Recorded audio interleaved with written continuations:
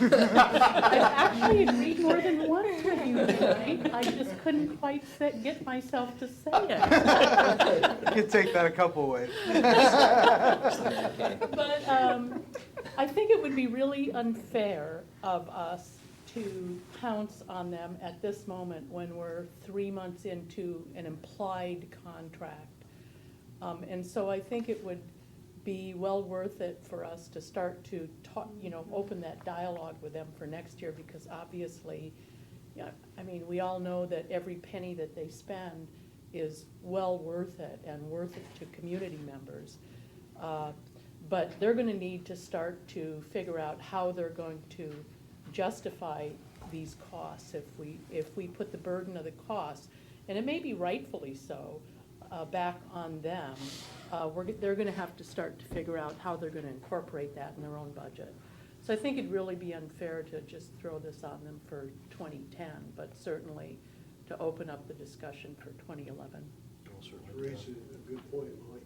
And I'm really reluctant to take this up with the old folks because I are one. Yeah, that building over there hits a lot more than the older folks. It hits yeah, more of the kids than it does a lot. Yes. So, yeah, I agree with your, both of your comments, especially with, since we have the implied contract, it makes sense for us to maintain it for this year, open up the discussions and see what type of response we get from our community. I do want to point out, as far as our state constitution is concerned, this is, I believe, one of those situations where we are allowed to actually have a gift of public funds. It's one of the very, very few exceptions to that. So it's something that we have the ability to do. Now, it's also an excellent question to be raised, is whether we should be filling that role. And I'll have to double check the language, but there is some sort of humanitarian allowance for, I forget if it's indigent or if it's for the poor or something like that. That's allowed for a gift of public funds. So it's a worthwhile discussion to have for next year's budget, I believe. There's no doubt in my mind, Michael, that we can do it. It's a question of whether we should. Right, exactly. Well, they're gonna be in the same boat that the Humane Society is, and we're gonna find a bunch more before we're all done when these budgets start getting crunched. So I guess I would tend to say that it's kind of like what Sean said earlier, is we need to have a better communication with them and start informing them as to what's potentially coming, because it. Is the council on the block too?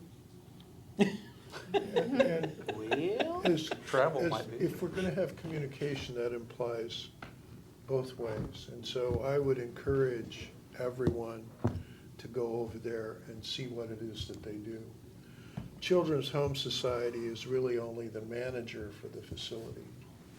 There are on the order of 30 different governmental and non-governmental organizations that call that building home. Everything from WIC to, last I knew, Clark County Mental Health Services was out here on Fridays. So I would encourage people to go over there and get a sense of what's being done and how important that is to our community. Maybe we should collaborate that with the district court. Maybe kind of put it in the basement or in the upstairs or? Just briefly, the port on the district court, the court said, well, we want to terminate in June. The port said, well, I'll tell you what, if you pay the rent through June, you can stay until December. So they cut the rent in half. Wow. Again. Again, yes. I'd love to go over in that building, but I haven't been in there since Doc Stephan reset my shoulder, and that was painful enough that You wouldn't recognize it. all the smell's still there. I'm kidding. Any other questions on this item?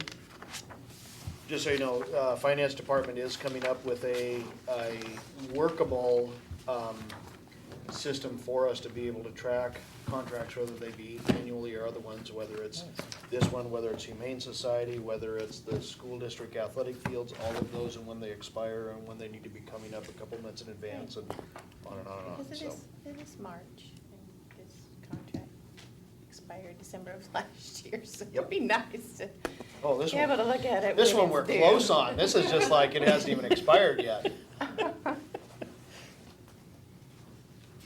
Trevor? Got it. I'll follow up with Bridget with Children's Home Society, Okay. let her know. Next is very routine. Ryan Baker, our wastewater treatment plant supervisor, typically signs the discharge monitoring report. This is for the wastewater treatment plant facility. We're in compliance with our NPDES permit for discharge into the Columbia. Unless we want to have the mayor sign off on that. So that's pretty routine on an annual basis. Or when there's a CEO change.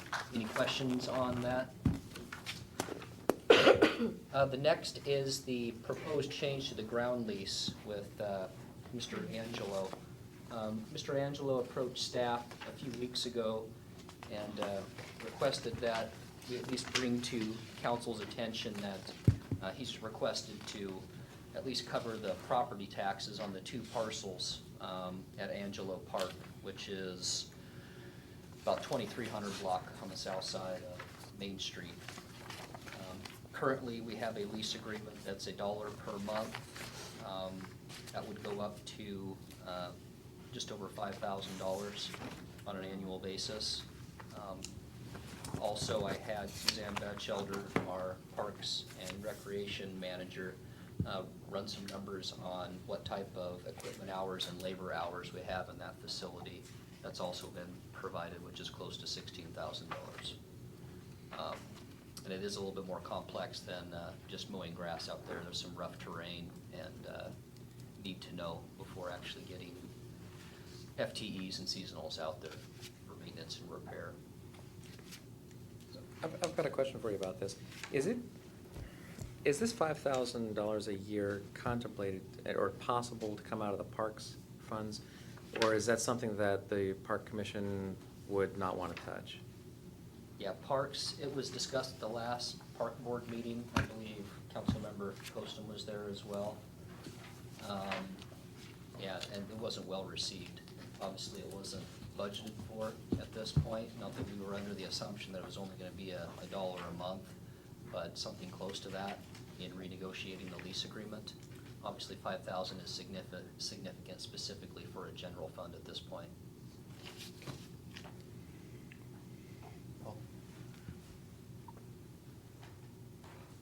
Couple of thoughts.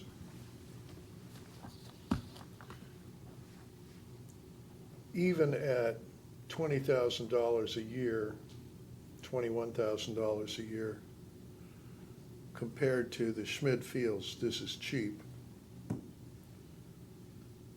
On the other hand, that raises the question of, that has always been a problem for me, that Little League has somehow managed to convince us that they're the only game in town.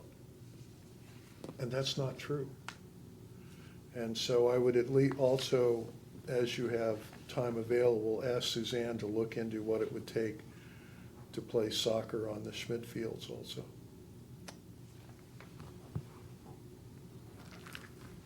Would it be possible to? Go ahead, I'm gonna come here, wait just a minute, Molly. Well, we currently have soccer fields under development, right? The Danielson Fields. And I don't think the parks, in regard to the Parks Board issue,